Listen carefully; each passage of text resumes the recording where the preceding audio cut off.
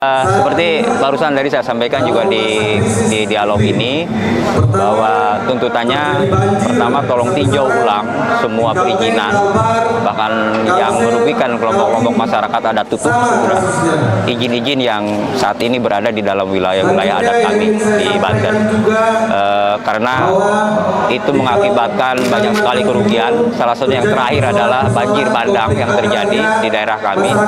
Itu ribuan hektar sawah, lalu kemudian ratusan rumah juga, warga, sekolah juga, jembatan juga hancur oleh banjir bandang itu, yang ternyata setelah ditelusuri di hulunya itu sudah habis oleh izin-izin usaha pertambangan. Oleh karenanya kita menuntut soal itu.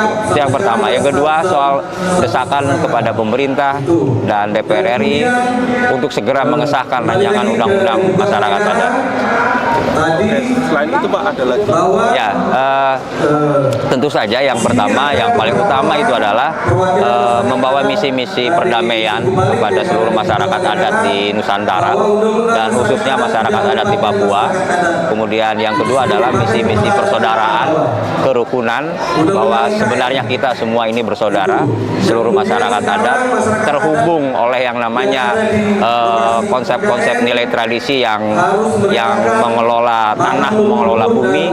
Bahkan di beberapa tempat bumi tanah itu dianggap sebagai ibu, termasuk di wilayah adat kami, sehingga ada ritual-ritual khusus untuk bagaimana caranya menghormati alam sekitar, hutan, tanah, dan lain-lain sebagainya. Izin tambang dan tanah yang dipakai untuk tambang itu Pak, itu berdampak pada setelah banjir ya Pak ya? Ya. Sebelum terkait perizinan itu, apakah pas pembangunan dan itu apakah ada komunikasi? Ya, begini, inilah yang saya sebut regulasi yang ada di negara ini itu kurang memihak kepada masyarakat adat. Di perizinan hanya dibutuhkan beberapa tanda tangan saja untuk mengurus soal perizinan tambang. Nah, itu tidak sama sekali merepresentasikan soal kelompok-kelompok masyarakat adat. Kemudian dia hanya perlu juga pelibatan kepala desa, kemudian tokoh-tokoh tertentu saja, tanpa melibatkan seluruh masyarakat.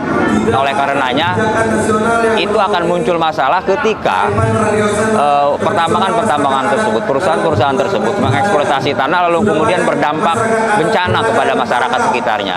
Nah, saya pikir ini soal regulasi yang harus diperketat, bagaimana asas-asas FPIC itu benar-benar dijalankan, agar masyarakat juga punya kewenangan di situ.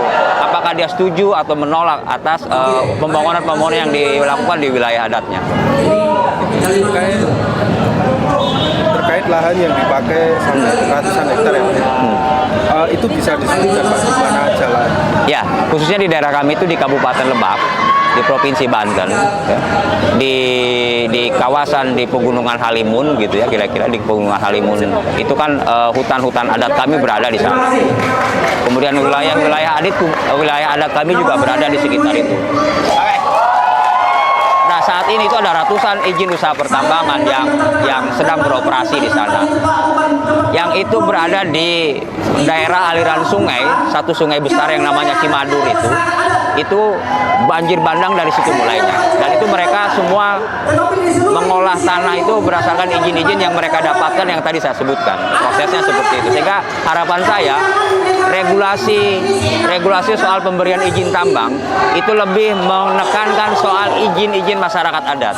Apakah dia diizinkan atau tidak? Karena ini soal eksistensi masyarakat adat. Ya, sudah. Terima kasih sudah nonton. Jangan lupa like, subscribe, dan share ya.